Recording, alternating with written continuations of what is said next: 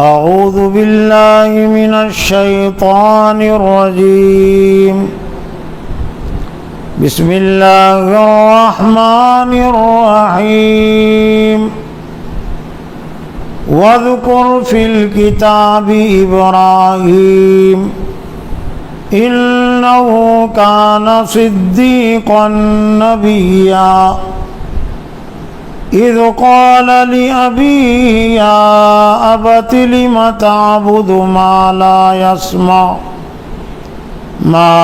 يسمع ولا يبصر ولا يغني عنك شيئا يا أبت إني قد جاءني من العلم ما لم يأتك فاتبعني أهدك صراطا سويا يا أبت لا تعبد الشيطان إن الشيطان كان للرحمن عصيا يا أبت إني أخاف أن يمسك عذاب من الرحمن فتكون للشيطان وليا قال أراغب أنت عن آلهتي يا إبراهيم لئن لم تنته لأرجمنك واهجرني مليا قال سلام عليك سأستغفر لك ربي إنه كان بي حفيا وأعتزلكم وما تدعون من دون الله وأدعو ربي عسى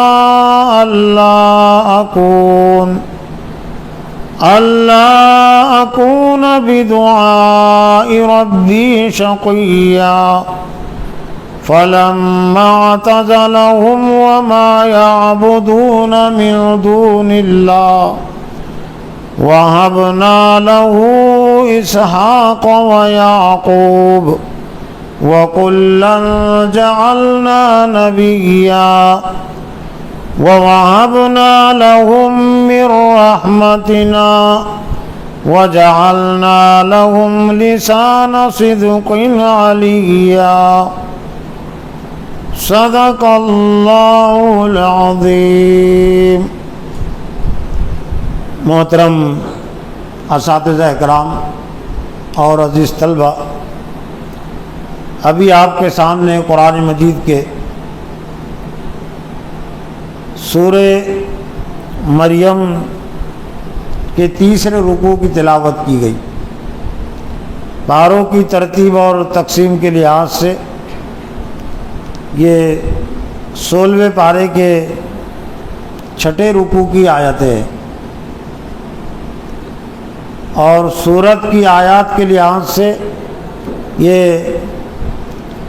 سورہ مریم کی آیت نمبر 41 سے 50 ہے، گویا کہ 10 آیات پر مشتمل ہے یہ رکوع۔ آج کے درس کا جو عنوان ہے وہ گزشتہ ہفتے جو درس ہوا تھا اس انجمن میں، اسی سے عنوان اور موضوع جڑا ہوا ہے آج کے درس کا، سیرت ابراہیم علیہ السلام۔ اور اس سے پہلے کے درس میں بات آئی تھی کہ حضرت ابراہیم علیہ السلام کی سیرت کے 5 عنوانات اور موضوعات بنتے ہیں، جن میں سے گزشتہ ہفتے کے درس میں 2 موضوع کے تعلق سے کچھ باتیں آئی تھی، طلب حق اور قبول حق۔ تیسرا عنوان اور موضوع وہ ہے دعوت حق۔ چوتھا عنوان اور موضوع ہجرت حق، اور پانچواں عنوان اور موضوع وہ ہے محبت حق یا محبت رب۔ تو آج کے اس خلاصے درس میں جو دعوت حق کا عنوان اور موضوع ہے، حضرت ابراہیم علیہ السلام کی سیرت کے حوالے سے یہ پورا رکوع اسی پر مشتمل ہے۔ ویسے حضرت ابراہیم علیہ السلام کی جو دعوت ہے وہ قرآن مجید میں صرف کسی ایک ہی مقام پر نہیں ہے، کسی ایک ہی رکوع میں یا ایک ہی پارے میں نہیں ہے۔ قرآن مجید کے مختلف رکوعات میں، مختلف پاروں میں، مختلف آیات میں حضرت ابراہیم علیہ السلام کی دعوت کا پہلو بہت ہی وضاحت اور صراحت کے ساتھ بہت ہی مؤثر انداز میں اللہ تعالیٰ نے اس کو بیان کیا ہے۔ تو چونکہ اس کے بعد وہ اور زیادہ دروس نہیں ہو سکیں گے، تو میں نے مناسب سمجھا کہ یہ دعوت حق کا عنوان اور موضوع اور محبت رب اور محبت حق کا عنوان اور موضوع اگرچہ پورا نہ ہو، لیکن سورہ صافات کی چند آیات کے حوالے سے اخیر کے حصے میں وقت رہا، موقع رہا، تو انشاءاللہ وہ قربانی کے حوالے سے جو حضرت ابراہیم علیہ السلام کو حکم ہوا تھا اپنے بیٹے اسماعیل کے گلے پر چھری چلانے کا، جس کا تذکرہ سورہ صافات کی آیت میں ہے، اور اس کا عنوان اور موضوع جو بنتا ہے وہ ہے محبت رب۔ ہجرت کے حوالے سے تو اس سے پہلے کی بھی درس میں بات آئی تھی کہ حضرت ابراہیم علیہ السلام نے جو ہجرت کی وہ بہت لمبی اور بڑی ہجرت تھی، تقریباً 3500 کلومیٹر پر مشتمل، اور ہجرت کے ایک طرح سے دو حصے رہے ہیں۔ ملک عراق سے فلسطین کی طرف 2000 کلومیٹر کا فاصلہ، اور وہاں پر حضرت ابراہیم علیہ السلام نے اللہ کے حکم سے اپنی بیوی حضرت سارہ کو بسایا، اور ان سے حضرت اسحاق علیہ السلام پیدا ہوئے، اور دوسری بیوی حضرت حاجرہ علیہ السلام کو اللہ کے حکم سے پھر مکہ میں بسانے کا حکم ہوا۔ لیکن جس وقت بسانے کا حکم ہوتا اس موقع پر مکہ میں کوئی آبادی نہیں تھی، کوئی ہریالی نہیں تھی، غیر ذی زرع عند بیتک المحرم، جہاں کوئی آبادی نہیں، جہاں کوئی ہریالی نہیں، تو وہاں پر حضرت حاجرہ اور حضرت اسماعیل کو حضرت ابراہیم علیہ السلام نے بسایا تھا، اور پھر ان سے وہاں ایک طرح سے مرکز وجود میں آیا۔ یہاں بیت المقدس ایک مرکز وجود میں آیا حضرت اسحاق کے ذریعے سے، اور حضرت اسماعیل علیہ السلام کے ذریعے سے پھر خانہ کعبہ۔ تو دعوت حق کا عنوان اور موضوع وَاذْكُرْ فِي الْكِتَابِ ابراہیم، جہاں سے اس رکوع کا آغاز ہوتا ہے تو انداز بھی بہت اہم ہے۔ اللہ نے حکم دیا حضرت محمد صلی اللہ علیہ وسلم کو سب سے پہلے، اور ذکر کرو، یاد کرو، فی الکتاب ابراہیم، کتاب میں ابراہیم علیہ السلام کو، انہ کان صدیقا نبیہ، بے شک وہ سچے نبی تھے۔ لیکن حضرت صلی اللہ علیہ وسلم کو خطاب کر کے جو احکام دیے گئے وہ پوری امت کے لیے ہیں، خصوصی طور سے تمام ایمان والوں کے لیے۔ تو گویا کہ ہم سب کے لیے بھی اس میں اللہ کا حکم ہے کہ ہم حضرت ابراہیم علیہ السلام کو یاد کریں، یاد رکھیں۔ یاد کرنے کا مطلب صرف یہ نہیں ہے کہ کوئی ابراہیم علیہ السلام کے نام کی تسبیح پڑھے، یا ابراہیم یا ابراہیم۔ یاد کرنے اور یاد رکھنے کا مطلب یہ ہے کہ حضرت ابراہیم علیہ السلام کی جو قربانی ہے، حضرت ابراہیم علیہ السلام کی جو زندگی ہے، اور اس زندگی میں آپ نے جو کام انجام دیے، ان کاموں کو یاد کرے اور یاد رکھے۔ وَاذْكُرْ فِي الْكِتَابِ ابراہیم، اس کتاب میں ابراہیم علیہ السلام کو بھی آپ یاد کرے، یاد رکھے، بے شک وہ سچے نبی تھے۔ اپنے باپ کو حضرت ابراہیم علیہ السلام نے جو دعوت دی، وہ دعوت کی بہت اہم اور بنیادی نصیحتیں ان آیتوں میں ہیں۔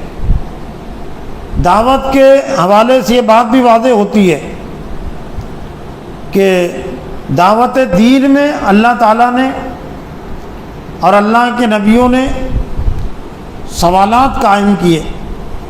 سوال قائم کرنے سے ذہن متوجہ ہوتا ہے، دل متوجہ ہوتا ہے، تو تاکہ بات سمجھنے میں آسانی ہو تو اللہ تعالیٰ نے کائنات سے متعلق بھی سوالات کیے تمام انسانوں سے. امن خلق السماوات والارض، کس نے پیدا کیا آسمان اور زمین کو؟ امن یرزقکم، تم کو کون رزق دیتا ہے، بارش کون برساتا ہے؟ اور خاص طور سے جو چیزیں پوجی جاتی ہے، لوگ جن چیزوں کو معبود سمجھتے ہیں، ان سے متعلق اللہ نے سوالات قائم کیے. یہاں پر بھی حضرت ابراہیم علیہ السلام نے اپنے والد سے کچھ سوالات کیے. سوال کے انداز میں اپنی بات کو، اپنی دعوت کو حضرت ابراہیم علیہ السلام نے پیش کیا ہے. ابراہیم علیہ السلام نے اپنے باپ آذر سے کہا یا ابتی لما تعبد ما لا یسمع ولا یبصر. کہا حضرت ابراہیم علیہ السلام نے اپنے باپ سے کہ اے میرے ابا، کیوں آپ عبادت کرتے ہیں اس کی ما لا یسمع ولا یبصر، جو نہ سنتا ہے اور نہ دیکھتا ہے. یعنی یہ جو بت تھے پتھروں کے بنے ہوئے، جو مورتیاں تھیں، مورتیوں کے اندر، پتھروں کے اندر سننے اور دیکھنے کی طاقت نہیں ہے. کام کرنا تو بہت آگے کی چیز ہے، نفع دینا، کسی کو نقصان پہنچانا، یہ تو بہت آگے کی بات ہوتی ہے. لیکن زیادہ تر چیزیں جو پوجی جاتی ہے وہ بے جان چیزیں ہیں، اور ان چیزوں کو خود انسانوں نے اپنے طور سے گھڑا ہے، بنایا ہے. پتھر تو اللہ تعالیٰ نے بنایا، اللہ تعالیٰ نے مورتیاں نہیں بنائی، مورتیاں انسانوں نے بنائی ہے، انسانوں کی اپنے ہاتھ کی بنائی ہوئی ہے.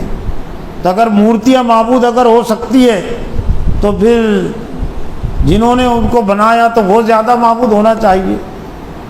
لیکن وہ بنانے والے بھی ان کی پوجا پرستش کرتے ہیں. اور زیادہ تر آج بھی جو مورتیاں بنانے والے ہیں وہ بہت معاشرے میں بہت حقیر شمار ہوتے ہیں، غریب شمار ہوتے ہیں. ہندوستان میں بھی عام طور سے جو قبیلہ ہندوؤں کا مورتیاں بناتا ہے، وڈر قبیلہ، پتھر جو پھوڑتے وہی بناتے مورتیاں، آدیواسی ہے. تو اگر اس کو ہی موضوع بحث اگر بنا لیا گیا تو یہ خود مورتی پوجا کے پیچھے کس طرح کی مفاد پرستی ہے اور کس طرح سے لوگوں کو بیوقوف بنانا ہے وہ بات واضح آ جائیں. لیکن عام طور سے لوگ ان کو موضوع بحث نہیں بناتے. برہمن اس لیے زیادہ باعزت شمار ہوتے ہیں کہ مورتیوں کی یہ دیکھ ریکھ کرتے ہیں، مندروں کی دیکھ ریکھ کرتے ہیں نا، زیادہ تر وہی مہنت بنے ہوئے. لیکن مورتیاں بناتا کون ہے؟ برہمن تو نہیں بناتے. تو برہمن جس طرح سے معزز شمار ہوتے ہیں تو وڈر قبیلہ اور یہ آدیواسی، یہ ان سے زیادہ معزز ہونا چاہیے تھا نا. اگر اس کو موضوع بحث اگر بنا دیا گیا ہندوستان میں تو یہ ہندو دھرم کی خود کلی کھل جائیں گی. یہ مورتی پوجا کی خود کلی کھل جائیں گی اگر اس کو موضوع بحث بنا دیا گیا. تو یہ انسانوں کے اس دور میں بھی، حضرت ابراہیم علیہ السلام کے دور میں بھی یہ جو مورتیاں پوجی جاتی تھی تو ان کے بنانے والے بھی معاشرے کے بہت ہی کمتر لوگ ہوتے تھے. ہاں، اس کے نام پر کھانے والے بہت زیادہ معزز ہوتے تھے. جب وہ مندر میں آ جاتی ہے تو پھر اس کے نام پر لوگ زیادہ لوگوں سے روپیہ پیسہ بھی لیتے ہیں. تو اے میرے ابا، آپ اس کی عبادت کیوں کرتے؟ مالا یسمع ولا یبصر ولا یغنی عنک شیئا، کہ یہ مورتیوں کے اندر، بتوں کے اندر دیکھنے کی بھی صلاحیت نہیں، سننے کی صلاحیت، جو دیکھتے ہیں نہ سنتے ہیں، ولا یغنی عنک شیئا، اور کوئی چیز سے آپ کو بے نیاز نہیں کرتے. یعنی یہ مورتیوں کے اندر فائدہ پہنچانے کی طاقت اور قوت نہیں ہے. چاند اور سورج کی جو پوجا پرستش کرتے ہیں یا گائے کی جو پوجا پرستش کرتے ہیں اس پر بھی یہ سوال قائم ہو سکتا ہے. ویسے تو کسی چاند نے نہیں کہا کہ میری پوجا پرستش کرو، کسی سورج نے نہیں کہا کہ میری پوجا پرستش کرو، کسی گائے نے نہیں کہا کہ میری پوجا پرستی، یہ اپنے ان کا وہم ہے، ان کا گمان ہے کہ یہ پوجنے کے لائق ہے، ورنہ جتنی بھی چیزیں پوجی جاتی ہے کسی نے پتھر نے کسی مورتی نے آ کر تو نہیں کہا کہ میری پوجا پرستی کی جائے۔ ایک طرح سے اس کے پیچھے بھی نفس کی پوجا پرستش ہوتی ہے، نفس کو پوجتا ہے انسان، لیکن بہانے کے طور پر، ذریعے کے طور پر وہ اور چیزوں کو سامنے لے آتا ہے تاکہ اس کو اپنے بہکنے کا، تاکہ وہ نہ کہہ سکے کہ میں اپنے نفس کی پوجا پرستش کر رہا ہوں، حالانکہ اپنے نفس کی پوجا پرستش کر رہا ہے وہ۔ یا ابتی انی قد جاءنی من العلم ما لم یاتک فاتبعنی اہدک صراطا سویا۔ دوسری آیت میں حضرت ابراہیم علیہ السلام نے اپنے باپ سے کہا کہ اے میرے ابا، میرے پاس وہ علم آ گیا ما لم یاتی کا، جو آپ کے پاس نہیں ہے، یعنی نبوت اور رسالت کا علم، وہ یہ الہی کا علم جو اللہ نے مجھ کو عطا کیا ہے وہ آپ کے پاس نہیں ہے۔ فاتبعنی، تو آپ میری اتباع اور پیروی کیجیے۔ تو دعوت دین کا ایک اہم تقاضا یہ ہے کہ وہ اللہ کے کلام کی طرف لوگوں کو بلائے، اللہ کے کلام کو پیش کرے دعوت میں۔ حضرت ابراہیم علیہ السلام نے بھی اپنی بات کو نہیں پیش کیا، اللہ کے کلام کو پیش کیا، اللہ نے جو علم ان کو عطا کیا تھا۔ حضرت ابراہیم علیہ السلام نے بھی اسی کی اتباع اور پیروی کی جو اللہ نے ان پر نازل کیا تھا، اور یہی حکم حضرت محمد صلی اللہ علیہ وسلم کو بھی ہوا ہے۔ یا ایھا الرسول بلغ ما انزل الیک من ربک وان لم تفعل فما بلغت رسالتہ واللہ یعصمک من الناس۔ اے رسول صلی اللہ علیہ وسلم، بلغ یعنی تبلیغ کر دیجئے، پہنچا دیجئے۔ تبلیغ کے معنی پہنچانے کے ہیں، مبلغ پہنچانے والا، جو آپ کی طرف، لیکن اہم جو چیز ہے ما انزل الیک، جو آپ کی طرف نازل کیا گیا اس کو آپ پہنچائیے۔ اور اگر آپ نے ایسا نہیں کیا فما بلغت رسالتہ، تو آپ نے رسالت کا ایک طرح سے حق ادا نہیں کیا، رسالت کو نہیں پہنچایا۔ لیکن جو بھی اللہ کے کلام کو لوگوں تک پہنچاتے ہیں تو دنیا میں جو بڑے ہیں وہ ناراض ہو جاتے ہیں، دشمن ہو جاتے ہیں، تو اللہ نے پھر ایک طرح سے اس کا بھی حل پیش کیا، توڑ پیش کیا، واللہ یعصمک من الناس، اللہ لوگوں سے آپ کو بچانے والا ہے۔ یعنی جو مشکلات پریشانیاں آتی ہے باطل حکمرانوں کی طرف سے، باطل افراد کی طرف سے، آپ ان سے نہ ڈرے، آپ ان کا کوئی لحاظ اور خیال نہ کرے، ہم آپ کو بچانے والے ہیں۔ تو حضرت ابراہیم علیہ السلام نے اپنے والد آذر سے کہا کہ میرے پاس وہ علم آ گیا جو آپ کے پاس نہیں ہے، تو آپ میری اتباع اور پیروی کیجیے۔ اس سے بات واضح ہوتی ہے کہ اگر بیٹے کے پاس علم ہے، باپ کو علم نہیں ہے، تو بیٹے کی ذمہ داری ہے کہ باپ کو بھی وہ دعوت دے اور یہ کہے کہ میری اتباع اور پیروی آپ کیجیے، اس لیے کہ میرے پاس علم ہے اللہ کا، وہ آپ کے پاس نہیں۔ آدی کا صراطا سویا، میں آپ کو سیدھا راستہ دکھانے والا ہوں۔ یا ابت لا تعبد الشیطان، اے میرے ابا شیطان کی عبادت مت کیجیے، ان الشیطان کان للرحمن عصیا، بے شک شیطان رحمان کا بڑا نافرمان ہے، رحمان کے لیے وہ نافرمان ہے۔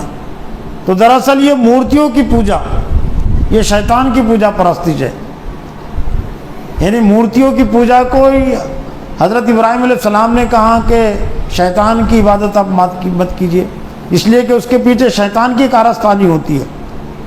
شیطان کا کوئی پتلا بنا کر نہیں پوجتا، ویسے شیطان کس کو نظر بھی نہیں آتا، بلکہ شیطان کے نام سے لوگ ڈرتے ہیں۔ شیطان کی اتباع اور پیروی کرنے والے بھی شیطان سے ڈرتے ہیں، شیطان سے کسی کو محبت نہیں ہوتی، حالانکہ شیطان کی پیروی کر رہے ہیں، لیکن شیطان کے لفظوں سے ان کو ڈر لگتا ہے، اور کسی سے نفرت کا، بیداری کا اظہار اگر کرنا ہے تو کہتے ہیں یہ بڑا شیطان ہے، حالانکہ وہ خود بڑے شیطان ہیں۔ وہ شیطان کیا ہے وہ تو بیچارہ نظر بھی نہیں آتا، یہ شیطان خود بنے ہوئے ہیں، اب شیطان کو گالیاں دے رہے۔ تو شیطان اپنے رحمان کا بڑا نافرمان ہے۔ یا ابت انی اخاف ان یمسک عذاب من الرحمن فتکن للشیطان ولیا، اے میرے ابا مجھ کو اس بات کا ڈر ہے کہ رحمان کا عذاب تم کو پکڑ لے گا۔ دعوت دین کا ایک اہم تقاضا اللہ کے غضب اور عذاب سے ڈرانا ہے۔ خوشخبری وہ بہت بات کی چیز ہے. جس نے ایمان قبول کر لیا، نیکی کا راستہ اختیار کر لیا، تو اس کو خوشخبری دی جا سکتی ہے، اس کو جنت کی بشارت سنائی جا سکتی ہے. لیکن جنہوں نے اسلام قبول نہیں کیا، نیکی کا راستہ اختیار نہیں کیا، تو ان کو خوشخبری سنانا جائز نہیں ہے. اس لیے کہ ان کو خوشخبری سنائیں گے تو اور مطمئن ہو جائیں گے. اور آج زیادہ تر جو لوگ ہر دھرم ہو گئے اور دین سے غافل ہونے کے باوجود بھی آخرت کے متعلق مطمئن ہو گئے، تو اس کا ایک بنیادی سبب یہ ہے کہ دین کے حوالے سے، تعلیم اور تربیت کے حوالے سے زیادہ تر خوشخبریاں ہی سنائی جا رہی ہے، جنت کی بشارتیں دی جا رہی ہے، اللہ کے عذاب اور غضب سے نہیں ڈرایا جا رہا ہے. تو دعوت دین کا جو پہلا تقاضا ہے وہ ہے اللہ کے عذاب سے ڈرانا. اس دنیا میں بھی اللہ کا عذاب آتا ہے نافرمانی کے نتیجے میں، اور آخرت کا تو آتا ہی ہے. تو اے میرے ابا، مجھ کو اس بات کا ڈر ہے کہ رحمان کا عذاب تو ان یمسک عذاب من الرحمن، رحمان کا عذاب تم کو پکڑ لے گا اور تم شیطان کے دوست بن جاؤ گے. اب حضرت ابراہیم علیہ السلام کی جو نصیحتیں تھی بہت دل نشین تھی، مؤثر بھی تھی، اور اس میں محبت کا پہلو بھی تھا باپ کے لیے. اس میں کوئی والد کی نافرمانی نہیں تھی، اور والد کے ساتھ کوئی بدسلوکی کا پہلو بھی نہیں تھا، اور کوئی ڈانٹ ڈپٹ کی بات بھی نہیں تھی. لیکن جب کوئی حق کا اندھا دشمن ہو جاتا ہے اور شیطان کا دوست ہو جاتا ہے، تو پھر اچھی بات بھی اس کو بہت بری لگتی ہے، اور بری باتیں اس کو اچھی لگتی ہے. بری باتوں سے خوش ہوتا ہے، اچھی باتوں سے ناراض ہوتا ہے. تو اچھی باتیں تھی یہ، لیکن شیطان برا بنا دیتا ہے. تو حضرت ابراہیم علیہ السلام نے جو نصیحتیں کی، تو باپ نے ان نصیحتوں کا جو اثر لیا وہ ایک طرح سے بالکل مخالفت کا اثر، مخالفانہ اثر، حسد اور جلن. قال اراغب انت عن آلیتی یا ابراہیم، آزر نے کہا کہ اے ابراہیم، کیا تو میرے معبودوں سے اعراض کرتا ہے، تو ان سے بے رخی برتتا ہے. لئن لم تنتہی لارجمنک واہجرنی ملیہ، اور اگر تو یہ باتیں کہنے سے باز نہیں آیا، انہیں تو دعوت دینے سے اگر باز نہیں آیا، نہیں رکا، تو میں تجھے سنسار کر دوں گا. لارجمنک، میں ضرور تجھے پتھروں سے، سنسار کہتے پتھروں سے مارنے کو، سنگ یعنی پتھر، ساری مارنا فارسی لفظ ہے سنگ باری. تو میں تجھے ضرور سنسار کر دوں گا، پتھروں سے ماروں گا. واہجرنی ملیہ، اور تو مجھ سے الگ ہو جا، مجھ سے جدا ہو جا. پتھر نے پتھروں سے مارنے کی دھمکی تو دی، لیکن دھمکی پر عمل کرنا اتنا آسان نہیں ہے. اللہ تعالیٰ کا جب تک کوئی فیصلہ نہ ہو، اہل حق کو اہل کافر اتنے ہی نقصان پہنچا سکتے ہیں جتنا اللہ تعالیٰ نے لکھا ہے. اللہ کی اجازت کے بغیر کوئی کسی کچھ نہیں کر سکتا. تو اللہ کی اجازت ہی نہیں تھی کہ آزر حضرت ابراہیم علیہ السلام کو پتھر مار سکے. زیادہ جو کیا وہ گھر سے نکال دیا باہر. وہ حضرت ابراہیم علیہ السلام نے باپ کی اس دھمکی کا کوئی برا اثر نہیں لیا. یہ بھی دعوت دین کا ایک اہم تقاضا ہے کہ اگر کوئی مارنے کی دھمکی دے، کوئی گالیاں دے، تو مارنے کی دھمکی کا جواب مارنے سے نہیں دیا جا سکتا. میں بھی تجھے ماروں گا. سلام قال سلام علیک ساستغفر لک ربی انہ کان بی حفیہ. حضرت ابراہیم علیہ السلام نے اپنے والد سے باپ نے گھر سے باہر نکال دیا کہ تو آپ یہاں گھر میں مت رہے، تو یہاں سے آپ نکل جاؤ. حضرت ابراہیم علیہ السلام نکل گئے، لیکن جاتے ہوئے انہوں نے اپنے باپ آزر سے کہا کہ تم پر سلام ہو، سلام علیک ساستغفر لک ربی انہ کان بی حفیہ. میں آپ کے لیے استغفار کرتا رہوں گا، یعنی اللہ سے مغفرت چاہتا رہوں گا. بے شک میرا رب میرے ساتھ بہت نرم ہے، اور حضرت ابراہیم علیہ السلام اپنے باپ کے لیے اس وقت تک استغفار کرتے رہے، معافی کی درخواست کرتے رہے، جب تک کہ اللہ تعالیٰ نے خود روک نہیں دیا، منع نہیں کر دیا، جس کا تذکرہ سورہ توبہ میں ہے۔ جب اللہ تعالیٰ نے منع کر دیا کہ تمہارا جو باپ ہے آزر اب یہ اسلام لانے والا نہیں ہے، یہ مشرک کی حالت میں مرنے والا ہے، شرک کی حالت میں موت ہونے والی ہے، تو آپ اس کے لیے باپ کے لیے مغفرت کی دعا نہ کریں۔ ہدایت کی دعا تو کی جا سکتی ہے موت تک بھی، کہ اللہ تعالیٰ میرے والد کو ہدایت دے دے، میرے خاندان کو ہدایت دے دے، یا دنیا میں جتنے بھی ظالم جابر ہیں ان کی بھی ہدایت کی دعا کی جا سکتی ہے، لیکن مغفرت کی دعا صرف مومنین کے لیے کی جا سکتی ہے۔ جو ایمان کی حالت میں دنیا سے گیا تو اس کے لیے کی جا سکتی ہے مغفرت کی دعا، جو شرک کی حالت میں مرا ہے اس کے لیے مغفرت کی دعا جائز نہیں ہے۔ اللہ تعالیٰ نے روک دیا، اللہ کے رسول کو بھی روک دیا اہل ایمان کہ ما کان للنبی والذین آمنوا ان یستغفروا للمشرکین ولو کانوا اولی قربی، نبی کے لیے اور ایمان والوں کے لیے جائز نہیں ہے کہ وہ مشرکین کے لیے دعائے مغفرت کرے اگرچہ ان کے قریب رشتہ دار کیوں نہ ہو۔ اور یہ آیت کے جو نزول کا جو سیاق اور سباق ہے وہ ہے ابو طالب کی وفات کا، موت کا موقع۔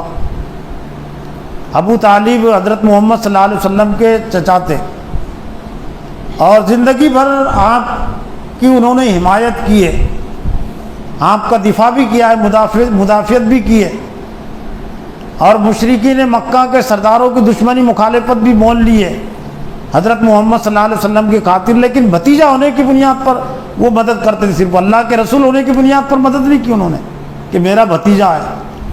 اور ان کے باپ نے ان کو وصیت کی تھی عبد المطلب نے کہ اپنے بھتیجے کا خیال رکھنا، تو اس بنیاد پر اللہ کی رضا پیش نظر نہیں تھی نا، لیکن اللہ کے رسول کی شدید خواہش تھی کہ ابو طالب نے جس طرح سے زندگی بھر میری مدد کی ہے تو آخرت میں اللہ کے عذاب سے بچ جائے، لیکن اللہ کے عذاب سے بچنے کے لیے ہدایت قبول کرنا ضروری ہے۔ ہدایت کی دعا بھی مانگتے تھے، لیکن وہ چونکہ طلب نہیں تھی ابو طالب میں، نام تو تھا ابو طالب لیکن ماں بے طلب، یعنی سب سے زیادہ بے طلب، کہ حضرت محمد صلی اللہ علیہ وسلم پر ایمان لانے والے مکہ کے باہر کے لوگ بھی ہیں، لیکن قریب ترین ہونے کے رشتہ ہونے کے باوجود بھی انہوں نے قبول نہیں کیا۔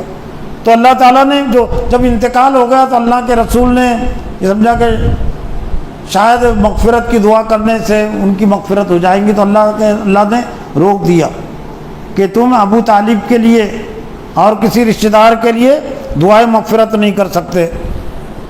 وَأَعْتَزِلُكُمْ وَمَا تَدْعُونَ مِن دُونِ اللَّهِ، حضرت ابراہیم علیہ السلام نے کہا کہ میں تمہیں چھوڑ رہا ہوں، میں تم سے الگ ہو رہا ہوں، وَمَا تَدْعُونَ مِن دُونِ اللَّهِ، اور اللہ کے علاوہ جن کی تم پوجا پرستش کرتے ہو میں ان سے بھی الگ ہو رہا ہوں۔ وَأَدْعُو رَبِّي، اور میں صرف پکاروں گا، میں دعا کروں گا اپنے رب سے، میں اپنے رب کو ہی پکاروں گا۔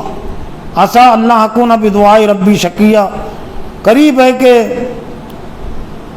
میں رب کو پکاروں، اور میں رب سے پکارنے میں کبھی بھی نا امید اور نامراد نہیں ہوا ہوں، یعنی میرے رب نے میری دعا قبول کی ہے۔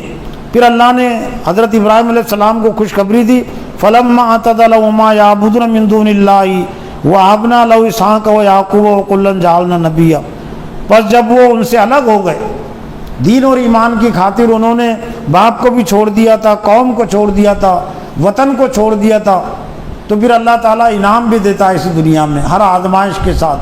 تو اللہ تعالیٰ نے فرمایا کہ ہم نے ان کو عطا کیا اسحاق علیہ السلام، اور پھر دوسرے مقام پر حضرت ابراہیم علیہ السلام کا بھی تذکرہ، دو اولاد حضرت اللہ نے آپ کو عطا کی بڑھاپے کی حالت میں، اور اسحاق علیہ السلام کے بعد یعقوب علیہ السلام، اور پھر یعقوب علیہ السلام کے ذریعے سے بنی اسرائیل کے 12 قبیلے وجود میں آئے۔ یعقوب علیہ السلام کے 12 بیٹے تھے جن میں حضرت یوسف بھی تھے، تو 12 قبیلے وجود میں آئے، اور پھر ایک لمبی تاریخ ہے بنی اسرائیل کی، 2500 سالہ تاریخ، دنیا میں ایک طرح سے لوگوں کو دعوت دینے کی اللہ تعالیٰ نے وہ کام ان کے سپرد کیا تھا، لیکن انہوں نے پھر کوتاہی کی تو اللہ نے معدول کر دیا، اور وہ کام پھر اللہ تعالیٰ نے بنی اسماعیل کو ہم کو عطا کیا، حضرت محمد صلی اللہ علیہ وسلم اور محمد صلی اللہ علیہ وسلم کے ماننے والوں کو۔ وہ کلن جعلنا نبیہ، اور ہم نے ان دونوں کو بھی، یعنی حضرت اسحاق علیہ السلام کو بھی اور حضرت یعقوب علیہ السلام کو بھی ہم نے نبی بنایا، اور ہم نے ہماری رحمت سے ان کو عطا کیا۔ وہ جعلنا لہم لسان صدق علیہ، اور ہم نے بنایا ان کے لیے زبان کی سچائی کی بلندی، یعنی بعد میں آنے والوں کے لیے ہم نے ان کا ذکر خیر باقی رکھا۔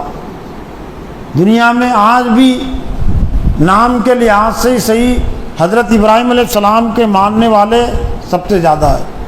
یہود نصارہ یہ بھی ابراہیم علیہ السلام کے ماننے کے دعوے دار ہیں، حالانکہ ان کے کاموں کو نہیں مانتے، لیکن مانتے کہ ہم ابراہیم علیہ السلام کے ماننے والے ہیں۔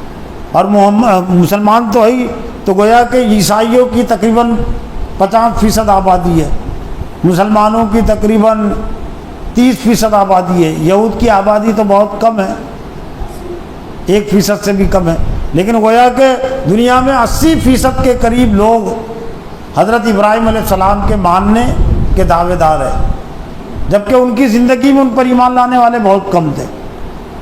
اللہ سے دعا ہے کہ اللہ تعالیٰ مجھے بھی اور آپ کو بھی حضرت ابراہیم علیہ السلام کی زندگی سے نصیحت حاصل کرنے کی توفیق عطا فرمائے۔ وآخر دعوانا الحمد للہ رب العالمین۔